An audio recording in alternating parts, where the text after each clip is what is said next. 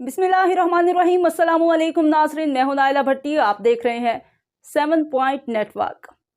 नजर डालते हैं आज की खबरों पर। कराची से खबर शामिल करते हैं काशिफ अहमद फारूकी की रिपोर्ट। पूरे पाकिस्तान से कितने प्लेयर्स हैं, कितनी टीमें हैं और क्या समझ के आपने ये इवेंट करवाने का इनेकाद किया?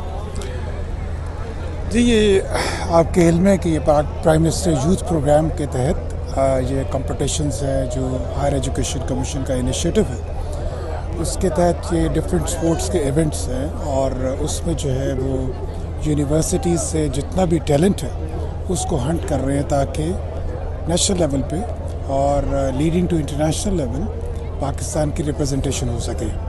और इसी सिलसिले में जो बैडमिंटन के लिए जो टैलेंट हंट था उसकी जिम्मेदारी जो है वो इकरा यूनिवर्सिटी को सौंपी गई थी और आज इसकी इनाग्रेशन हमने की है।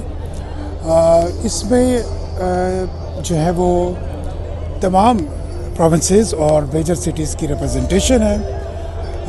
हमारे पास तकरीबन 400 एथलीट्स और स्पोर्ट्समैन जो है वो आए हैं और अगले 3 से 4 दिन ये कंपटीशन जारी रहेंगे और इसकी फाइनलाइजेशन होगी। और इसके तहत जैसे मैंने मकसद इसका जो है वो पहले अर्ज़ किया कि इसका मकसद ये है कि हम यूनिवर्सिटीज़ में ज़्यादा से ज़्यादा स्पोर्ट्स को इंकरेज करें और इसके थ्रू जो टैलेंट हमारे साथ सामने आए उनको फर्दर पॉलिश करें और इंटरनेशनल रिप्रेजेंटेशन हो सके पाकिस्तान की इन स्पोर्ट्स में।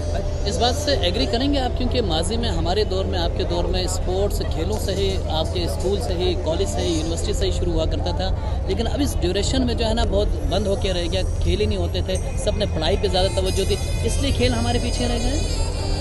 जी, मैं इससे आपने जो बात की है उससे मैं उससे इत्तेफाक करूँगा और इसीलिए आप देखेंगे कि हमने 70 की, 60 की, 70 की, 80 की दिहाई में हमने जो है वो एशियन लेवल पे हमारी परफॉर्मेंस बहुत अच्छी रही थी और हमारे ओलंपिक्स में भी लोग पार्टिसिपेट करते थे। और उसके बाद जो है वो ऑब्वियसली हमारा नाम जो है वो स्पोर्ट्स के मैदान से काफ़ी कम हो गया।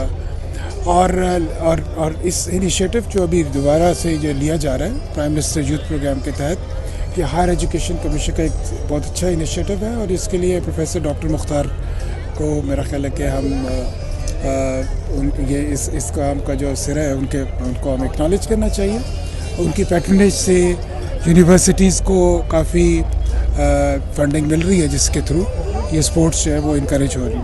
Perfect sir. अच्छा सर, एक और सवाल ये बता दें कि जिस तरह अगर हम देखते हैं कि बड़ा इवेंट आप कराने जा रहे हैं, सबसे बड़े मसाइल आते हैं खासकर ऐसे इवेंट्स के अंदर खिलाड़ियों को दरपेश बहुत ज़्यादा, क्योंकि पूरे पाकिस्तान से हो रहे हैं यहाँ पर। आप समझते हैं इन खिलाड़ी को वो फैसिलिटीज़ फराहम की जाएगी? जी, इसमें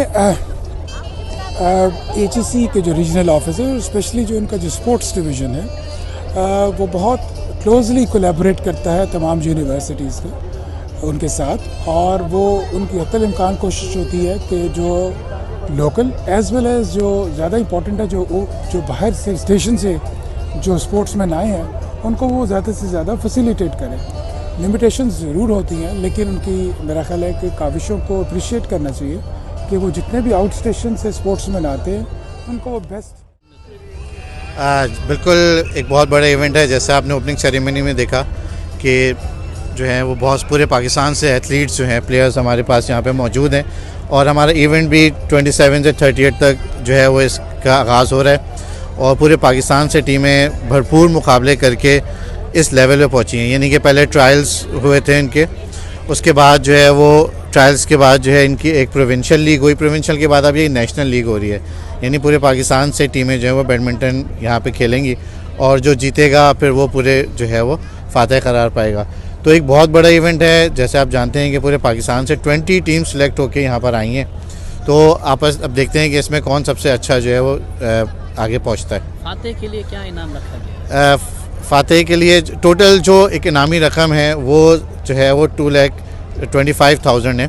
इसमें फर्स्ट को भी है, सेकंड को भी और थर्ड को भी मिलेगा। इसी तरीके से मैन में भी यही है और वुमेन में भी यही है। तो टोटल जो है वो 4,50,000 की जो है वो इनामी रकम रखी गई है जीतने वालों के लिए। अच्छा, ये बताइए, आपने इस तकरीब के लिए बहुत जल्दी नहीं किया? अभी तक तो टीमें भी स्टेशन से पहुँची नहीं है, बल्कि वो सफ़र में ही है अभी तक।